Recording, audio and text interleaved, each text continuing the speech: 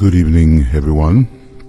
This is Michael here in the Temple of Silence here in Finland. And as usual these days, I'm substituting for Tuija. And I hope I'll be going up to the Little Bear Meditation Center on Saturday, and I hope I'll be able to do the evening, or she will, the evening broadcast on the Soul of Nations. But right now we're working on triangles, that indispensable activity which Master DK says must go on, a work which must go on. It must have a huge transformational potential for him to be able to say such a thing, or let's say to be compelled to say such a thing. It's truly a deep esoteric work. It's been going on for well, who knows how much it's been going on within the ashrams itself, in the inner life, but certainly since the 1930s, as far as I know, a long time.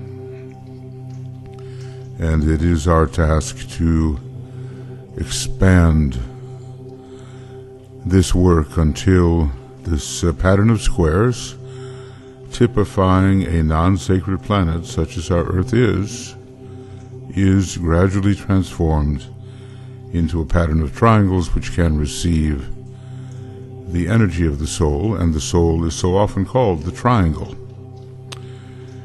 So that's our task, and it's pretty clear, and those who are inclined to work esoterically, we have something simple before us, simple in a way, in terms of its procedure, but it's deep, and according to the depth of our feeling and the strength of our wills, so will be the success of it.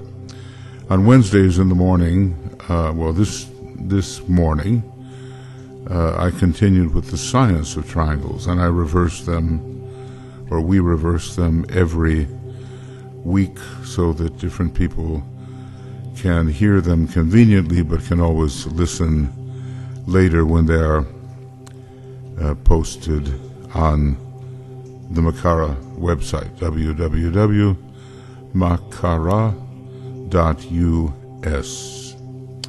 Well, I'm just going to do maybe just a little reading here.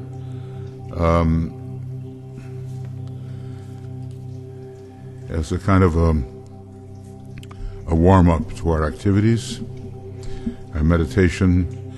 We're working with that amazing triangle. Just think of it.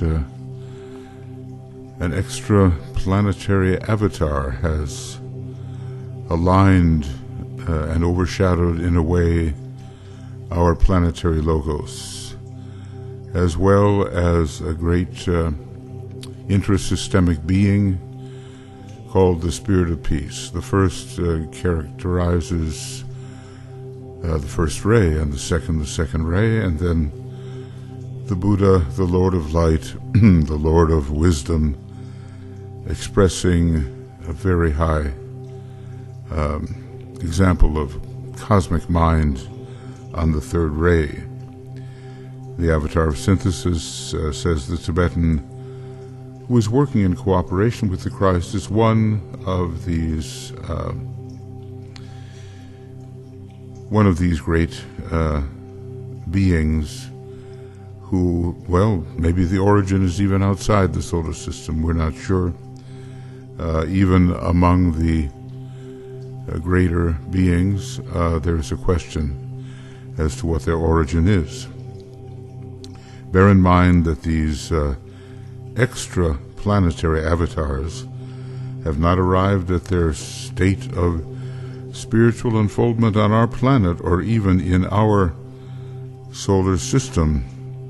Well, there was a major solar system preceding our own, and the question is, was such an avatar associated with our solar logos, or did it come altogether from a different solar system? Their origin and spiritual relationships.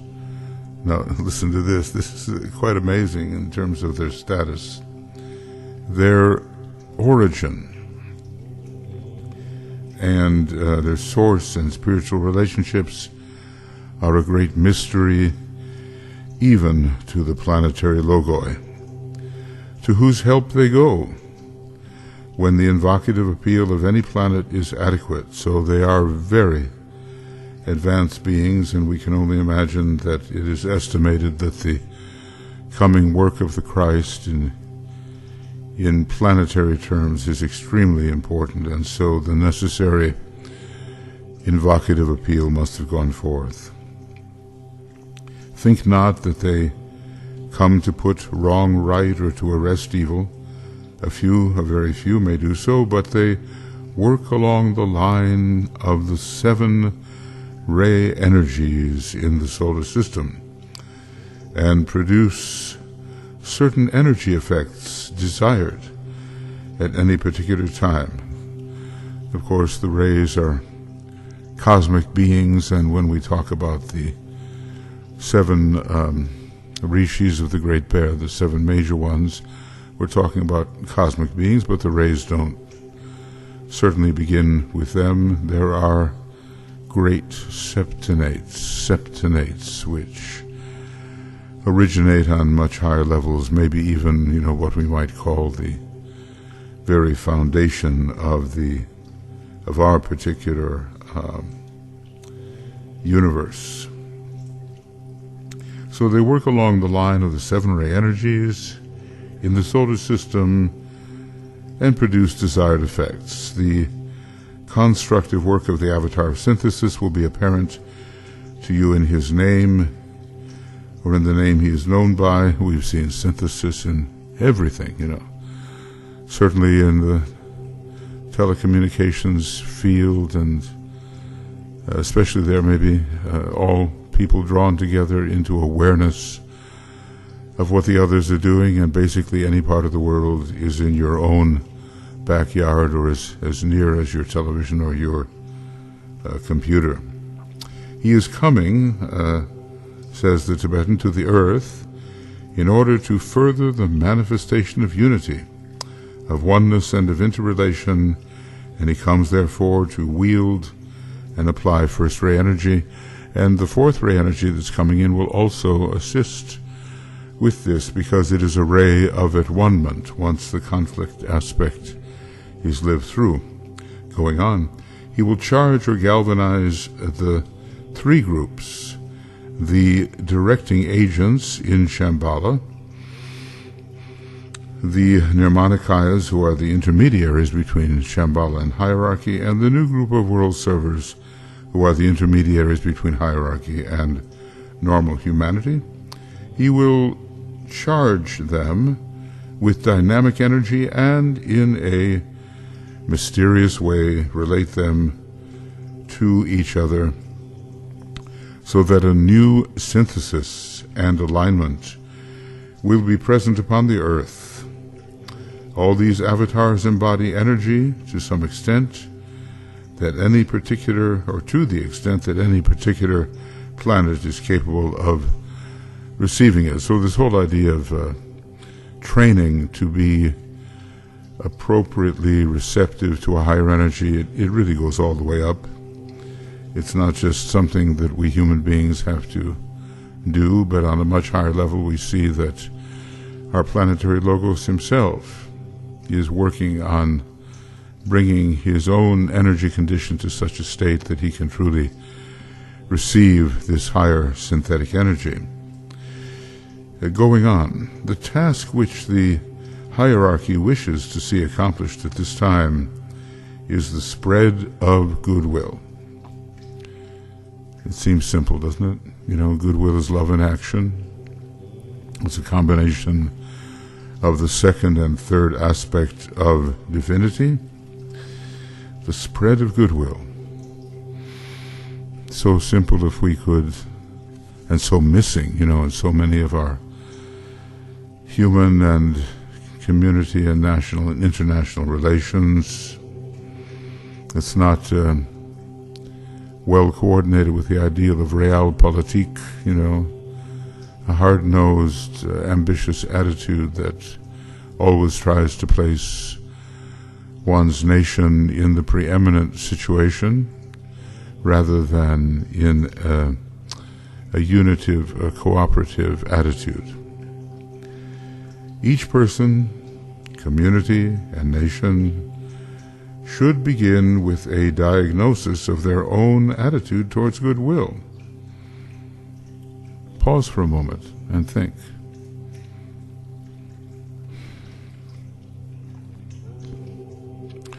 A diagnosis. Occasionally he uses these words from the medical field, where he is one of the major contributors toward humanity. A diagnosis of our attitude toward goodwill, caring about the welfare of the other, not always seeking advantage, not always seeking the preeminent position, cheered on by the ever insatiable lower ego. So what is that attitude towards goodwill? And then set an example by eliminating cleavages in the home and the business or the nation. Some more enlightened leaders in the business community and politicians are those that eliminate cleavages wherever they can. They try to speak to everyone in a way that can benefit them.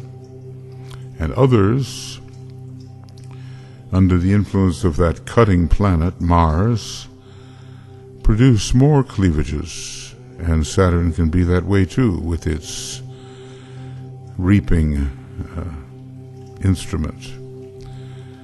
Both, of course, are lords, one a sacred and one a non-sacred planet, but we can cut things up pretty badly if we use them incorrectly. So we have to eliminate cleavages. Goodwill is contagious. Once a definite start has been made in a pure and disinterested spirit, not caring about the little self is what it means, goodwill will permeate the world, and right human relations will be rapidly established. It's so important, this right human relations. It's a major theme in Shambhala at this time. The healing of cleavages is a practical matter. It's going to help us overcome the great heresy of separateness.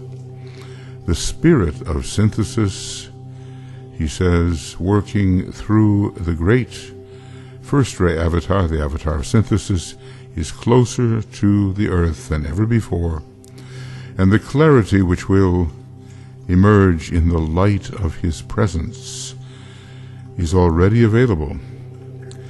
The tendency to integration can therefore be more easily fostered, and the new synthesis attained among men. And, this was written a long time ago in the 40s and late 40s probably, and it's even much more so now, but so is the danger. Today, actually, it turns out, well, maybe it was yesterday, yeah.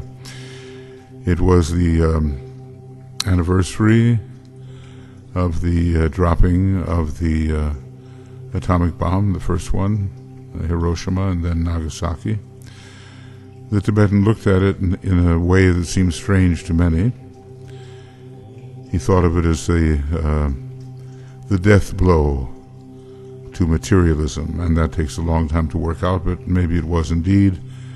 But the suffering was intense, I think. I don't know, 120 or 110 or 120,000 people killed instantly, and then twice that number dying later. But sometimes it seems that the great deities are no respecter of the form, as long as the great archetypes can come through. Well, anyway, integration and synthesis are now very possible. This first ray energy must work to destroy all that prevents integration and all that is hindering a needed synthesis, rather than in the opposite direction, of which it is also capable. Going on, human beings themselves must also destroy the prejudices, the animosities, and the fixed ideas which have prevented synthesis, which have created cleavages and hindered right human understanding. So whatever our ray may be, we also have a duty to use this first ray of the destroyer to get the obstacles out of the way and really begin to merge with our fellow human beings in cooperative enterprise. And going on, as just said, an avatar is a ray of effulgent and perfected glory. It's a beautiful definition. A ray, maybe, working along one of the seven, of course, but a ray in its own right, a ray of effulgent and perfected glory, clothing itself in matter for the purpose of service. All avatars, in the strict sense of the word, are liberated souls, but the cosmic and solar avatars are liberated from the two lower planes of the cosmic planes. High indeed. I guess, they're working somehow on the cosmic mental plane. Well, that's what I have to read, and if we really think about it, the structure of triangles works in such a way that it even involves such great beings as we are now discussing. So it's a very huge enterprise, but one to which we must give our concentrated inner attention. Beginning our meditation, we will absorb the light, breathing it in a few times and inaudibly sounding the Om inwardly 3 times.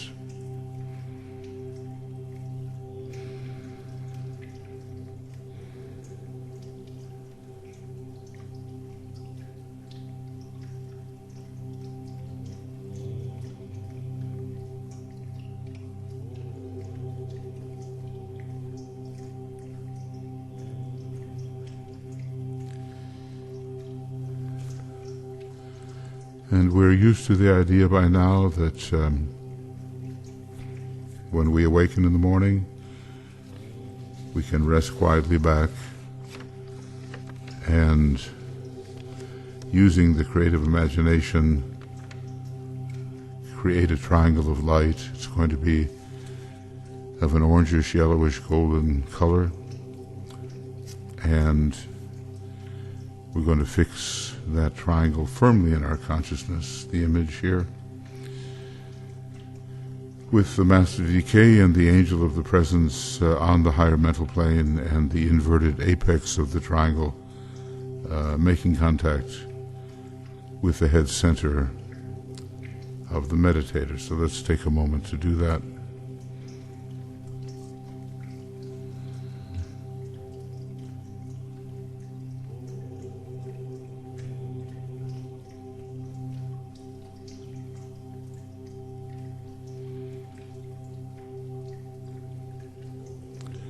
And Master DK tells us not to be concerned about what we do, but to leave the process to him.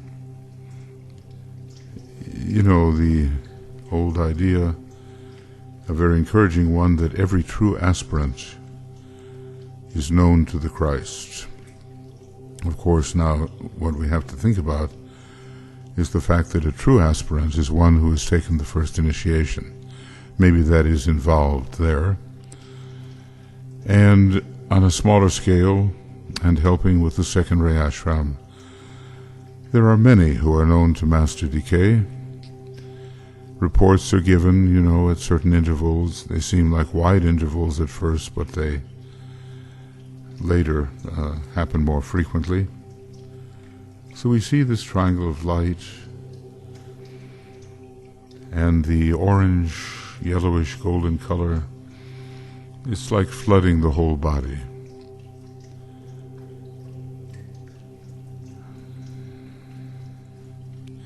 And we bathe in this color as if we were bathing in the waters of the sea.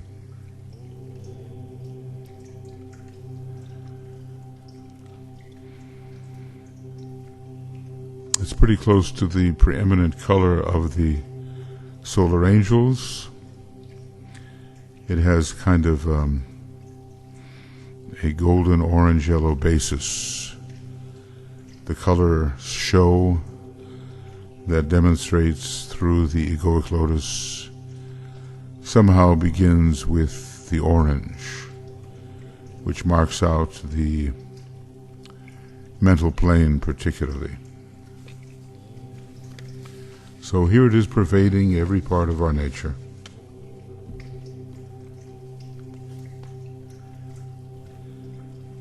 And the Master is aware of this in so many cases and can lend his assistance in, as he says, solving your life problems.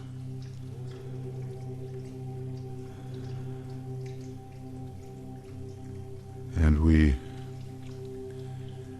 realize, as he informs us, that this little exercise will help us with our service and our problems until a very, and he says this really predicts the future in the other world, until such time as you enter into that light wherein consciousness awakens free from the bonds of flesh. And he's told us it's a very practiced activity, and we will recognize how familiar it is.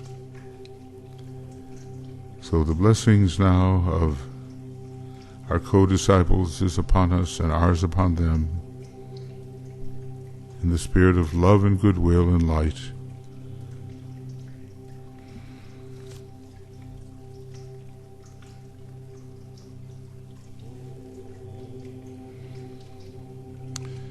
And we move on in the meditation, contacting, as it were,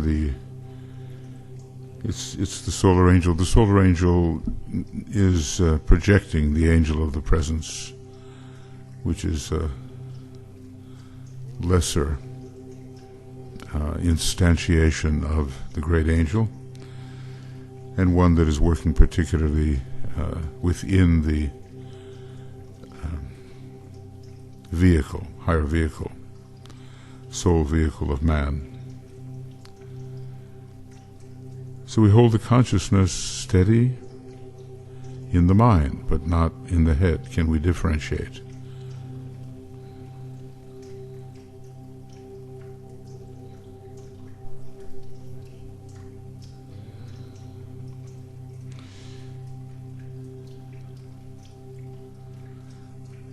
And eventually, of course, it will no longer be just on that highest of the subplanes of the lower mind, but it will be within the higher mind itself, the higher subplanes of the mental plane. And we contact, or at least feel we are contacting, that spiritual triplicity, that triangle really, which hovers over the square and radiates the energy of light into the waiting field of active thought. Now, as a personality, we are the square, and as a soul, we are the triangle.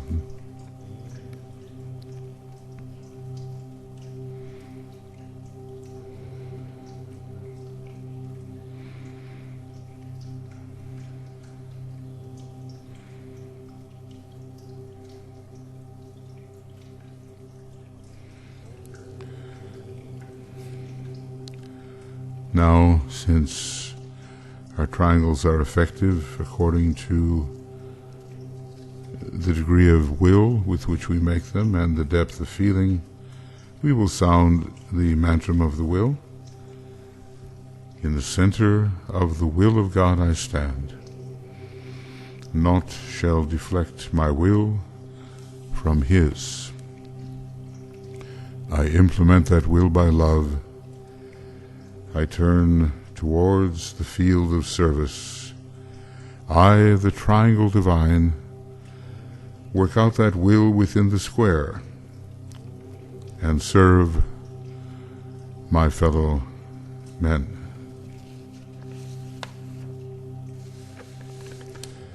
And we're going to focus on the members of our own triangle or triangles.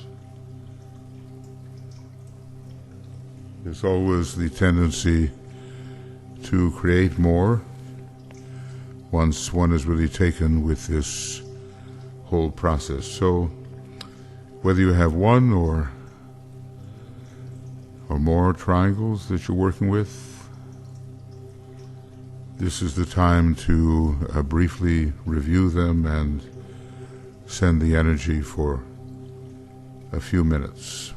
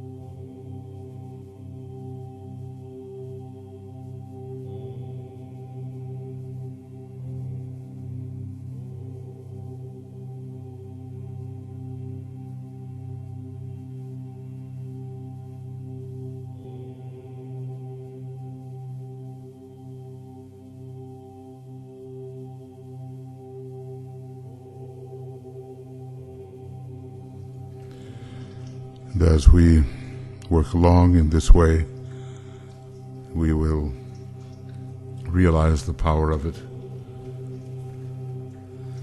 and the fact that it is to be a constant activity, and we have to find the time to do it depending upon the degree of responsibility we have taken.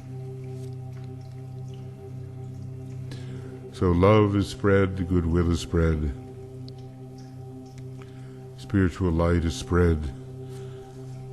Eventually it'll be the will to good also that is spread, but that time, the Tibetan tells us, is not yet with us. Love and goodwill and light, and the soul energy flows more rapidly and more effectively through our triangle and the triangle's network and beyond. We're working in the realm of light, you know, the Taurus mantram, when the eye is opened, all is illumined.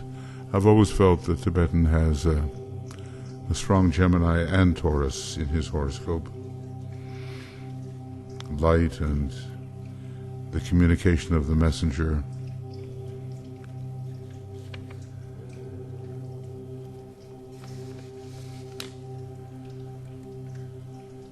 And under all of this and inspiring it are the members of a great triangle, the Buddhas of activity, a triangle in Shambhala, the three Kumaras, the first three Kumaras. And this is their project. The Tibetan is very close to them via the third ray. And somehow they support and sustain and utilize in emergencies this network, planetary emergencies. It's hard to know how many times humanity has been protected. It certainly was protected at the time when the Lords of Liberation in Shambhala did respond when the threat was extremely great, that humanity would be overcome by the forces of evil. And here are these Buddhas.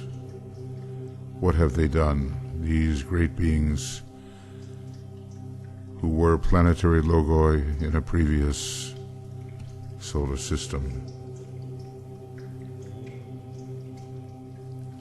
And as we probably realize, from the smallest little network for which we have taken responsibility to the planetary network and beyond into Shambhala, and eventually beyond that as well, the love and goodwill flows. It's all part of a great invocatory process.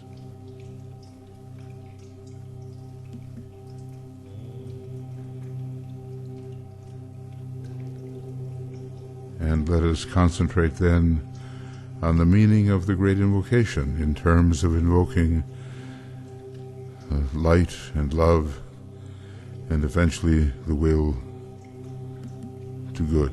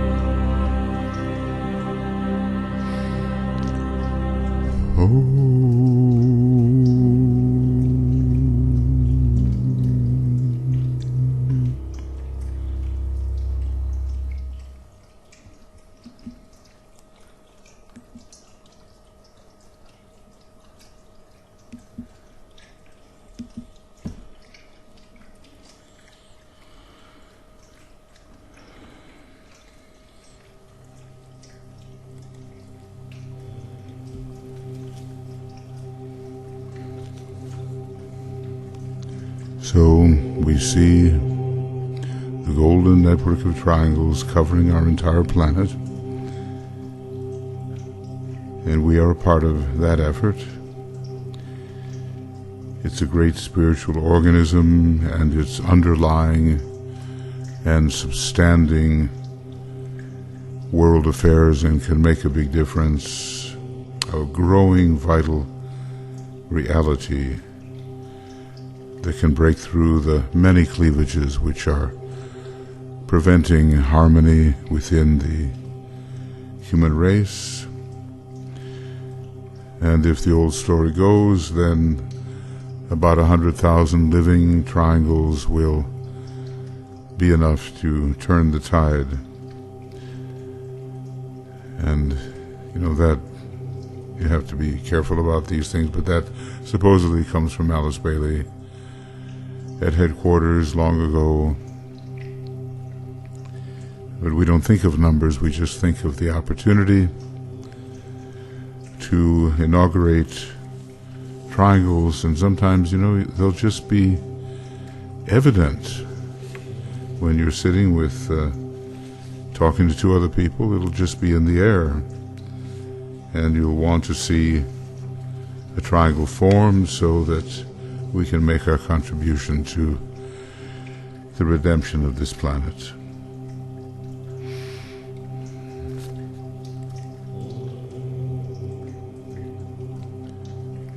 And a very beautiful geometry it will be when the time comes. And sometimes people say, what can I do? But this is powerful. This is powerful.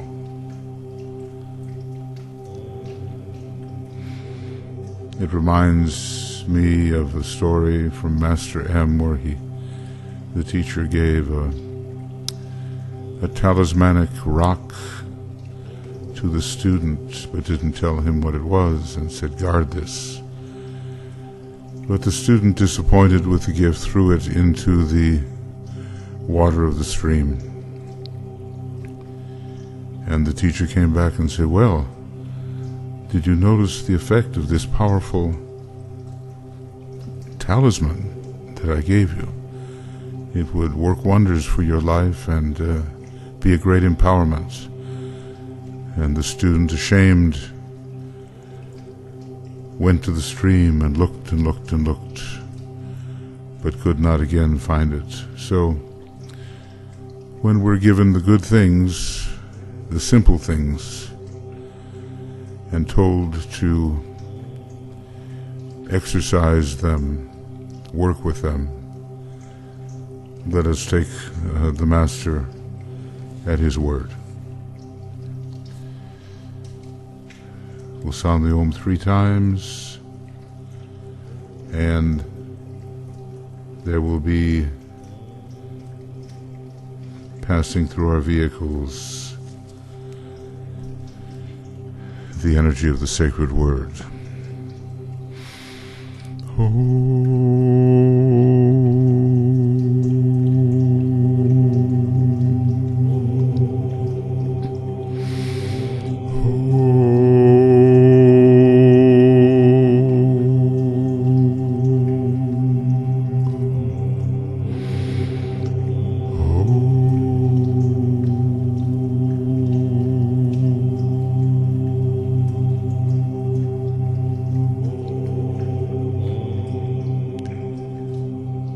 See the light and the love and the goodwill circulating through our triangles, through the network, through the entire planet and beyond.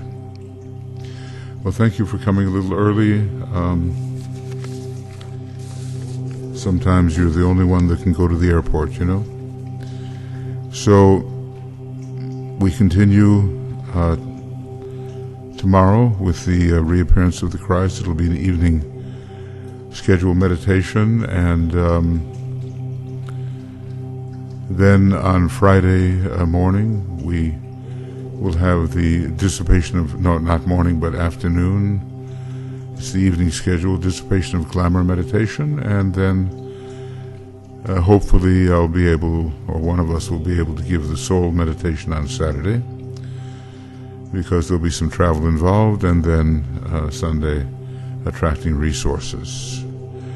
And we'll be into the week of the full moon, and so other presentations will be broadcast. We're working behind the scenes, doing the best we can to apply the esoteric law to the redemption of humanity, and when we serve in that way, eventually, well, our own lives increase in their spiritual potency. As DK said, nobody can help when using the great invocation but to see an improvement in their life.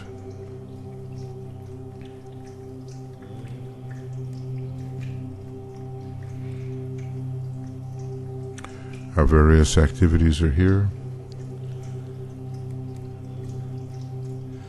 and you're most welcome to join for a continuing in-depth approach, especially in these final 5.5 years of the Forerunner. Well, let's call it 6 years of the Forerunner, the final period. A lot is demanded of us.